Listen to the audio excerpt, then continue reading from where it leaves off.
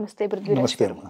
Shanmukh Jaswanth social media ప్లాట్ఫామ్లో ఇన్ఫ్లుయెన్సర్గా ఎంతో పేరు తెచ్చుకున్నారని చెప్పుకోవచ్చు. అండ్ దాంతోపాటు బిగ్ బాస్లో కూడా మనం చూస్తే రన్నర్గా రాణించగలిగిన వ్యక్తి, కొన్ని లక్షల మందిని ఇన్ఫ్లుయెన్స్ చేసే ఒక పర్సన్ ఇవాళ మనం ఒక గంజాయి కేసులో ఇరుక్కున్నాడని మనం వింటూ ఉన్నాము. వాస్తవ కోణాలు చూస్తే డాక్టర్ మౌనిక అనే అమ్మాయి వాళ్ళ అన్నతో వివాహానికి ఆల్రెడీ అనుకున్నాము, వివాహం నన్ను పక్కకు తప్పించి ఇంకొక అమ్మాయితో మ్యారిటల్ లైఫ్లోకి ఎంటర్ అవబోతున్న ప్రాసెస్లో నేను కంప్లైంట్ ఇవ్వడం జరిగింది. నాకు షణ్ముఖ్ జశ్వంత్ ద్వారానే పరిచయము. అండ్ వీరిద్దరూ 10 ఏళ్ళ నుంచి ఇంటి కోడలుగా చేసుకుంటానని మాట ఇచ్చి నన్ను పక్కకు పంపించేశారు అన్న కోణంలో నానక్రామ్ కూడా పోలీసులను ఆశ్రయించి అక్కడ కేసు ఫైల్ చేసినట్టుగా మనం వార్తలు వింటూ ఉన్నాం. ఈ కేసుకు సంబంధించిన పూర్తి వివరాలు ఏంటి? తాకట్టులో ఉన్న బంగారాన్ని విడిపించి ఆ రోజు ఆన్లైన్ రేటుకే మేము కొంటాం. Sharma gold company. ఉషా, దీంట్లో మనం ఇన్ డెప్త్ ఒక అమ్మాయి జీవితం ఏ రకంగా బజార్ పాలైంది అన్న దాని మీద ఎక్కువ ఆలోచిద్దాం. I think Mounika she's a doctor. I think doctors perceiving student, medical student, doctor. And పరిచయం కూడా నాకు షణ్ముఖ్ ద్వారానే పరిచయం అని చెప్తుంది. That is assume, that is a truth. First complaint వచ్చిన తర్వాత నేను ఒకసారి మీడియా వెంటనే చూసిన తర్వాత మౌనిక ఇచ్చిన కంప్లైంట్ ఏంటంటే నన్ను పెళ్లి చేసుకుంటా అని చెప్పేసి నేను రెడీ అయ్యి మ్యారేజ్కి ఎప్పుడు వివాహం జరుగుతుందా అని చెప్పి ఎదురు చూసిన సమయంలో వేరే అతన్ని పెళ్లి చేసుకున్నప్పుడు, వేరే అమ్మాయిని పెళ్లి చేసుకున్నప్పుడు సంపత్ నేను రెడ్ హ్యాండ్గా పట్టుకున్నాను, అందుకని ఇట్స్ అమౌంట్స్ ఆఫ్ చీటింగ్ అని చెప్పేసి అదే నోషన్లో నేను అనుకున్నా. కానీ తర్వాత మొన్న కొద్దీ ఆవిడ కంప్లైంట్ రిటర్న్గా రాసిచ్చిన కంప్లైంట్ వెరిఫై చేసుకుంటే అంటే ఒక పార్ట్లోకి వెళ్తున్నాం మనం. దాంట్లో ఏముందంటే నన్ను సెక్షువల్గా ఎక్కువ యూజ్ చేసుకున్న తర్వాత ఒక స్టేజ్లో నన్ను మ్యారేజ్ చేసుకుంటా అని చెప్పేసి ప్రలోభ పెట్టాడు. మేము మ్యారేజ్ అరేంజ్మెంట్స్ చూసుకునే సమయంలో నన్ను అవాయిడ్ చేసి వేరే అమ్మాయిని పెళ్లి చేసుకుంటాం అన్నది. ఒకసారి నేను ప్రెగ్నెంట్ అయితే గర్భాన్ని కూడా విచ్ఛిన్నం చేయించాడు డాక్టర్ దగ్గర తీసుకెళ్ళి. అంటే సిరియాటిక్గా తీసుకెళ్తే 420, 376 and this aborting without the consent or with consent, ఏదైతే ఇవన్నీ కూడా సిరియాటంగా ఆ అమ్మాయికి జరుగుతున్న అన్యాయాలు రిజంబుల్ అవుతానే ఉన్నాయి. ఈ అన్నిటినీ కూడా భరించడానికి రెడీగానే ఉంది. సెక్షువల్గా అమ్మాయి పార్టిసిపేట్ చేయడానికి, ప్రెగ్నెన్సీ డిశ్చార్జ్ చేయించుకోవడానికి, ఆ అమ్మాయి మ్యారేజ్ చేసుకుందాం అన్న ఉద్దేశాన్ని వ్యక్తం చేసింది. ఆ కోణంలో ఆ అమ్మాయి ఇచ్చిన కంప్లైంట్ వెరిఫై చేసుకుని అసలు ఇంతకీ నీకు ఇంట్రడ్యూస్ చేసినటువంటి షణ్ముఖ్ ఎక్కడున్నాడు ఇప్పుడు అని వెరిఫై చేసుకుంటా అంటే పోలీస్ వాళ్ళకి అతను క్యానబీ తీసుకుంటా రెడ్ హ్యాండ్గా ఇంట్లో పట్టుపడ్డాడు. అంటే ఒకటి ఈ ఏదో అమ్మాయి చెప్పింది తప్పు అనుకుని ఫస్ట్ టైం బీయింగ్ అనుకుందాం మనం. అనుకుంటే కనుక వీళ్ళు క్యానబీతో దొరకడుగా వ్యక్తి ఎక్కడో ఏదో షూట్లోనో లేకపోతే ఎక్కడో రెస్ట్ తీసుకుంటా ఎక్కడో ఉంటాడు. క్యానబీ తీసుకుంటా ఉన్నాడు అంటే ఇక్కడ రాష్ట్ర ప్రభుత్వం గురించి చెప్పాలి. ఈ రాష్ట్ర ప్రభుత్వం ఇప్పుడు ఉన్నటువంటి కొత్తగా వచ్చినటువంటి ఒక ప్రభుత్వం ఫస్ట్ రోజునే ఇచ్చినటువంటి డిక్లరేషన్ ఏంటంటే ఈ స్టేట్ని ఎటువంటి మాదక ద్రవ్యాలు లేని రాష్ట్రంగా తీర్చిదిద్దుతాము. ఎందుకంటే ప్రీవియస్ ప్రభుత్వంలో మేము కోర్టులో రెగ్యులర్గా చూస్తూ ఉంటాం. ఒక 3-4 ఇయర్స్లో విపరీతమైనటువంటి డ్రగ్ కేసెస్ పెరిగిపోయినాయి. అంతకుముందు ఉండే ఎవరో ఆఫ్రికన్స్ ఎవరో తీసుకొచ్చేవారు, లేకపోతే రేర్గా ఉండేది. ఈ బిగ్ బాస్ షోలోనే ఒక టైంలో షోలోంచి 3 బయట తీసుకొచ్చి ఇన్వెస్టిగేషన్ చేసి మళ్ళీ లోపల పంపించాల్సి వచ్చింది. అంటే ఒక సెలబ్రిటీస్ దగ్గర ఆల్మోస్ట్ ఆల్ కెనబీ తీసుకుంటాము అన్నది ఒక ప్యాషన్ కిందో లేకపోతే ఒక ఎడిక్షన్ కిందో స్టార్ట్ అయిపోయింది. కెనబీయే కాదు, ఇంకా కాస్ట్లీ డ్రగ్స్ కూడా తీసుకుంటా వాళ్ళు దొరికిపోవటం, ఇవన్నీ కూడా సర్వసాధారణం అయిపోయింది అన్నమాట. అంటే సాధారణమైన వ్యక్తికి ఒక రాంగ్ మెసేజ్ కూడా చాలా వరకు లాస్ట్ గవర్నెన్స్లో నేను వెరిఫై చేసింది ఏంటంటే సాధారణమైన వ్యక్తి తీసుకుంటే పెద్ద శిక్ష, సెలబ్రిటీ తీసుకుంటే దొడిదారి నుంచి బయటకు వచ్చేయటం.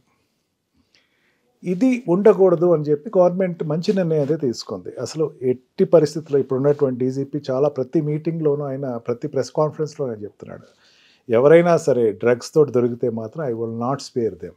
నేను మాత్రం ఎట్టి పరిస్థితి స్పేర్ చేయను. యాక్ట్ వచ్చేసరికి ఈ నార్కోటిక్ డ్రగ్ యాక్ట్ వచ్చేసరికి సెక్షన్ 20 చెప్తుంది 10 years ఇంప్రిజన్మెంట్. 1-2 సంవత్సరాలు కదా, 10 years. కన్జ్యూమ్ చేసేవాడికి 3 years ఇచ్చింది. అంటే 10 years ఇంప్రిజన్మెంట్ ఉండేటువంటి సెక్షన్ని వీళ్ళు చాలా అవలీలగా దాన్ని బేఖాతరు చేస్తున్నారు. సెలబ్రిటీసే మళ్ళీ ప్రతిసారి ఎక్కడైనా ఒక రాకెట్ దొరికిందంటే ఒక సెలబ్రిటీ. మొన్న ఈ మధ్యన ఒక వెటరన్ హీరో వాళ్ళ గర్ల్ ఫ్రెండ్ ఎవరో అక్కడి నుంచి గోవా నుంచి తీసుకొస్తా దొరికిపోయింది. ఏదో లింక్లో ఒక సెలబ్రిటీ తోటి లింక్ ఉంటుంది వీళ్ళకి. అంటే సాధారణమైనటువంటి వాళ్ళు ఎవరైనా కాలేజ్ స్టూడెంట్స్ తీసుకున్నా లేకపోతే ఈ డ్రగ్ ఎడిక్ట్స్ తీసుకున్నా సరే ఆ పర్సంటేజ్ కన్నా ఈ మధ్య సెలబ్రిటీ తీసుకునేది ఎక్కువ పర్సంటేజ్ బయటకు వచ్చేస్తుంది. ఇది అన్ఎక్స్క్యూజబుల్. ఎవరైనా సరే అన్ఎక్స్క్యూజబుల్. ఈ పరిస్థితిలో ఆ అమ్మాయి ఇచ్చిన లీడ్ అయినా కావచ్చు, లేకపోతే వాళ్ళు చేసినటువంటి ఇన్వెస్టిగేషన్లో వీళ్ళు దొరికినా సరే కావచ్చు. ఇప్పుడు 3 angles నుంచి 4th angle వెళ్ళిపోయింది కేసు. ఒకటి ఏంటంటే ఆ అమ్మాయికి జరిగిన అన్యాయం, రేప్ కేసు, లేకపోతే కంటిన్యూస్గా sexual intercourse with false promises కావచ్చు, అది రేప్ కిందే వస్తుంది. అండ్ పెళ్లి చేసుకుంటానని చెప్పేసి ప్రెగ్నెన్సీ అయితే డిశ్చార్జ్ చేయించడం, వేరే అమ్మాయిని పెళ్లి చేసుకుంటాం అనేది ఒక కోణంలోకి వెళ్ళిపోతే సంపత్ విషయంకి వచ్చేసరికి సంపత్ వీళ్ళిద్దరు కలిసి ఉన్న రూమ్లో చాలా ఎక్కువ మోతాదులో డ్రగ్స్ దొరికినాయి అని చెప్పేసి చెప్పటం. ఆ డ్రగ్స్ అనేది వీళ్ళు కన్జ్యూమ్ చేసుకుంటా తను దొరికిపోవటం, రెడ్ హ్యాండ్గా దొరికిపోవటం. ఇదంతా ఏంటంటే దే ఆర్ మామూలుగా ఈ సెలబ్రిటీ అంతా పక్కన పెట్టుకున్నాం అనుకుంటాం కొంచెం విషయం. They are anti social elements. They are not వీళ్ళు ప్రజా వ్యతిరేక పనులు చేసేటువంటి ఒక వ్యక్తులు. అతనికి స్టార్డమ్ ఉంది, మంచి స్టార్డమ్ ఉంది అతనికి. ఇప్పుడు అతను వెబ్ సిరీస్లు ఏవో వస్తున్నాయి, తను యూట్యూబ్లో ఉండేటువంటి సిరీస్లు వస్తున్నాయి. అతనికి మంచి ప్రామినెన్స్ రోలే ఉంది. బిగ్ బాస్లో రన్నర్కి వెళ్ళటం అంటే అంత ఈజీ కాదు. ఆ షో నేను కూడా ఫాలో అయ్యాను. చాలా చిన్న లో నుంచి ఒక్కసారి దీనికి వెళ్ళారు. ఈవెన్ అతనికి మంచి ఫాలోయింగ్ ఉన్న వ్యక్తి, ఒక చరిష్మా గల వ్యక్తి. చరిష్మా గల వ్యక్తి ప్రతిసారి జనాలు పబ్లిక్ మోసపోయేది ఏంటంటే చరిష్మా గల వ్యక్తి చరిష్మాకే పనికొస్తాడు. అతను ఒరిజినల్ చరిష్మా అనేది బ్యాక్ సైడ్ ఆఫ్ ఫేస్ అనేది ఏదైతే ఉందో అతనికి చరిష్మా లేదు అన్నది ఇంకొకసారి బయటపడినట్టు అయింది. ఆ అమ్మాయికి జరిగిన అన్యాయంలో షణ్ముఖ్ అతని బ్రదర్ని పరిచయం చేసిన తర్వాత సెలబ్రిటీస్ దగ్గర జనరల్గా వీళ్ళు క్రేజ్ అయ్యి వాళ్ళతో ఎక్కువ మూవ్ అవుతూ ఉంటే పార్టీస్ తీసుకెళ్ళి పరిచయాలు చేయటం, తర్వాత ఇగో మా బ్రదర్ పే చేసుకుంటాడు ఇక్కడ ఈ అమ్మాయి చెప్పి మోసం చేయటం. ఖచ్చితంగా అమ్మాయి తీసుకున్న డిసిషన్, ఆ అమ్మాయి లైమ్ లైట్లోకి వచ్చింది కానీ అనేక మంది లైమ్ లైట్లోకి రాకుండా ఆరిపోయే దీపాలు చాలా ఎక్కువ ఉన్నాయి. సెలబ్రిటీ అని చెప్పేసి క్రావ్ అయ్యి అతని దగ్గరికి వెళ్తే అతనేమో మళ్ళీ ఈ అమ్మాయి కాదు ఇంకో అమ్మాయిని పెళ్లి చేసుకుంటాం అంటే వీళ్ళ ఆడవాళ్ళ జీవితాలంటే చాలా ఈజీ క్యాజువల్ అయిపోయారు. వీళ్ళకి క్యాజువల్గా ఆడుకోవచ్చు ఆడవాళ్ళతో ఏం చేసినా సరే వాళ్ళు గట్టిగా అడిగేవాళ్ళు ఎవరు లేరు. అంతే కదా ఉషా, నేను ఇంకో పెళ్లి చేసేసుకుంటానికి వెళ్ళిపోయాడు అతను అంటే ఈ అమ్మాయికి నువ్వు మ్యారేజ్కి రెడీగా ఉండు అని చెప్పేసి ఇంకో అమ్మాయిని పెళ్లి చేసుకుంటానికి వెళ్ళిపోయాడు అంటే ఈ అమ్మాయి ఏం చేయదనే కదా, ఈ అమ్మాయి ఏం చేస్తుంది అని చెప్పి. అంటే ఈ అమ్మాయిలో ఏమీ చేయదు అనేటువంటి ఒక దృక్పథాన్ని ఏదో చూసుంటాడు అతను. చూసిన తర్వాత ఈ అమ్మాయిని వదిలించుకొని ఇంకో అమ్మాయిని పెళ్లి చేసుకుంటాం. Definitely both are answerable. Shanmukh answerable ఉంటాడు, వాళ్ళ బ్రదర్ సంపత్ ఇద్దరు ఆన్సరబుల్ ఉంటారు. పరిచయం చేసినప్పుడు బ్రదర్కి పోనీ ఒక ఫ్రెండ్ పరిచయం చేస్తే అనుకోవచ్చు, ఫ్రెండ్కి కాదు పరిచయం చేస్తుంది, వాళ్ళ బ్రదర్కి ఓన్ బ్రదర్కి పరిచయం చేశాడు. ఓన్ బ్రదర్ పరిచయం చేసినప్పుడు ఖచ్చితంగా సెకండ్ మ్యారేజ్లో కూడా తన ప్రోత్బలం ఉండుంటుంది. లేకపోతే ఇంట్లో కూర్చొని డ్రగ్స్ తీసుకోడు కదా కూర్చొని. అండ్ ఇంకో విషయం ఏంటంటే అమ్మాయి చాలా క్లియర్గా అక్కడ మెన్షన్ చేస్తుంది, ఏదైతే నానక్రామగూడ పోలీస్ స్టేషన్కి వెళ్ళి కేసు ఫైల్ చేసే ప్రాసెస్లో 15 years నుంచి నాకు పరిచయం అని, ఫస్ట్ అవకాశాలు ఇప్పిస్తానని చెప్పి ఫ్రెండ్షిప్ చేశారని, ఆ తర్వాత వాళ్ళ అన్నకి పరిచయం అయ్యాడని, పెళ్లి చేసుకుంటానన్నారని, ఆ తర్వాత ఫామ్ హౌస్కి తీసుకెళ్లారని, నా దగ్గర అన్ని ప్రూఫ్స్ ఉన్నాయని తను చెప్పడం జరుగుతుంది. అబార్ట్ కూడా అయిపోయింది, బట్ నేను అవన్నీ యాక్సెప్ట్ చేసి ముందుకు రావడానికి కారణం పెళ్లి చేసుకుంటారన్న హోప్ నాకుంది, బట్ మనుషులే కరెక్ట్ కాదు అన్న విషయాన్ని తెలియజేస్తుంది. అవునమ్మా. అంటే వీళ్ళకి న్యాయ వ్యవస్థ ఎటువంటి సెక్షన్స్ విధించే అవకాశం? ఖచ్చితంగా మనం చెప్తున్నాం కదా, 376 ఏదైతే ఉందో సంపత్ వాళ్ళ బ్రదర్కి ఎట్లా ఉందో దాంట్లో ఇట్స్ అన్ లైఫ్ ఇంప్రిజన్మెంట్. అది ఈజీగా 376 రేప్లో అదొక రకమైనటువంటి సెక్షువల్ హరాస్మెంట్ తోటి ఉండే rape. And aborting, forceful aborting or non verification and getting aborted, ఈ సెక్షన్స్లో దాంట్లో కూడా 10 years ఇంప్రిజన్మెంట్ ఉంది. 376 అంత ఈజీగా తీసేయటానికి లేదు.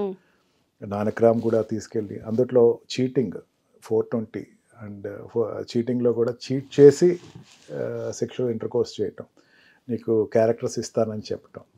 అంటే మనకి జనరల్గా ఇదివరకు ఎక్కడో సినిమా వాళ్ళు ప్రొడ్యూసర్స్ లేకపోతే వాళ్ళు బ్రోకర్స్ ఏదో రోల్స్ ఇస్తా అని చెప్పేసి చాలామంది ఆడవాళ్ళతోటి చాలా ఆడుకుని వాళ్ళు ఏదో ఎక్స్ట్రా ఆర్టిస్ట్లో జూనియర్ ఆర్టిస్టులు కింద మిగిలిపోతున్నారని మనం విన్నాం. ఈ అమ్మాయి ద్వారా మళ్ళీ మనకు అర్థమైంది ఏంటంటే ఆ వ్యవస్థ ఇంకా ఆగల, ఇంకా ఆ వ్యవస్థ నడుస్తూనే ఉంది. ఆడవాళ్ళని ఇంకా యూటిలైజ్ చేసుకుని ఏదో చేస్తాను. అమ్మాయి ఏదో రోల్ కోసం ఏదో ట్రై చేసి ఉంటుంది. అమ్మాయి కొంచెం నేను ఏదో మంచి సెలబ్రిటీ, ఆ వర్డ్ సెలబ్రిటీ అన్నది నిజంగా హుషారు. ఇట్స్ ఎంత సిక్ అయిపోతుందంటే అది ఉన్న కొద్దీ సిక్ అవుతుంది, అది మార్చులోకి వెళ్ళే పరిస్థితి అవుతుంది. సెలబ్రిటీ అనే ట్యాగ్ నాకు ఏదో రకంగా రావాలి, నాకు ఒక గుర్తింపు రావాలి. గుర్తింపు అనేది ఎట్లా వస్తుందో సోషల్ మీడియా. పోనీ షణ్ముఖ్ తీసేవి ఏమైనా పెద్ద పెద్ద సీరియల్స్లోనూ ఓటీపీలో ఉండేటువంటి సీరియల్స్ అంటే కాదు, అతను తీసే యూట్యూబ్లో ఉండేటువంటి సీరియల్స్. బట్ అఫ్ కోర్స్ అట్లా కూడా మంచి గుర్తింపు ఉంది, నో డౌట్. అతను తీసే షోస్ కూడా మంచి గుర్తింపు ఉండే షోస్. ఇట్లా ఇంకా ఎంతమంది ఆడవాళ్ళతో అతను వాళ్ళు ఇట్లా ప్రవర్తించి ఉండాలి. ఒక అమ్మాయితో అయితే అనుకోవచ్చు, ఒక అమ్మాయిని కాదు, వాళ్ళు ఇంకా చాలామంది ఆడవాళ్ళతోటి వాళ్ళు ఇదే రకంగా వ్యవహరించి ఉండాలి. ఇదంతా ఇన్వెస్టిగేషన్ జరగాలి. ఒక అమ్మాయి బయటకు వచ్చింది, సీరిటంగా ఇంకో కొంతమంది బయటకు వస్తారు. ఇప్పుడు నాకు కూడా అన్యాయం జరిగింది, నాకు కూడా అమ్మాయి అన్యాయం జరిగింది అని చెప్పేసి అమ్మాయికి ఎందుకు ఏ సీరియల్లో అవకాశం ఇవ్వాల? ఇప్పుడు అవకాశం ఇచ్చారు అమ్మాయికి, ఖచ్చితంగా మనకి న్యూస్లో కూడా లేకపోతే అమ్మాయి ఇచ్చిన రిపోర్ట్లో రాసి ఉండేది, ఏమైనా రాసి ఉండేది, నాకు ఒక సీరియల్ అవకాశం కల్పించారు. Nothing is there as such. అమ్మాయిని ఏం లైమ్ లైట్లోకి తీసుకురాలా, కాకపోతే అమ్మాయిని వాడుకున్నారు. అమ్మాయిని వాడుకుని ఆ అమ్మాయిని నిదానం చూసుకో అని చెప్పేసి వదిలేసేసి తప్పించుకెళ్ళిపోవటం అనమాట. అది నిజంగా డెలిబరేట్ చీటింగ్. అది దాంట్లో ఖచ్చితంగా it is a punishable offence. ఖచ్చితంగా పెద్ద పనిష్మెంటే ఉంటుంది దాంట్లో. లైఫ్ ఇంప్రిజన్మెంట్ అంటే ఇంకా అంతకన్నా పెద్ద పనిష్మెంట్ ఏమి ఉండదు. ఎలాగో విచారణ జరుగుతుంది కాబట్టి అసలు ఏం మేబీ ఎంత టైం తీసుకుంటారో మనకైతే ఐడియా లేదు, కానీ విచారణ ఇది వరకు ఇట్లా కాదు ఉషా. ఇప్పుడు రేప్ కేసెస్ అన్నీ కూడా చాలా ఫాస్ట్గానే వితిన్ 1 yearలోనే, అంటే జడ్జెస్ జ్యుడిషియల్ సిస్టమ్ తీసుకునేటప్పుడు వితిన్ 1 yearలోనే, వితిన్ 6 monthsలోనే తీసుకునే సందర్భాలు కూడా ఉన్నాయి. ఎంఐ కేసు కూడా రేరెస్ట్ ఆఫ్ రేర్ కేసులో తీసుకుని వెంటనే విచారణ జరిగితే కనుక ఒక మోరల్ ఇన్వెస్టిగేషన్ నడుస్తుంది, ఇంట్రాగేషన్ ఉంది, చాలా పెద్ద ప్రాసెస్ ఉంది దీంట్లో.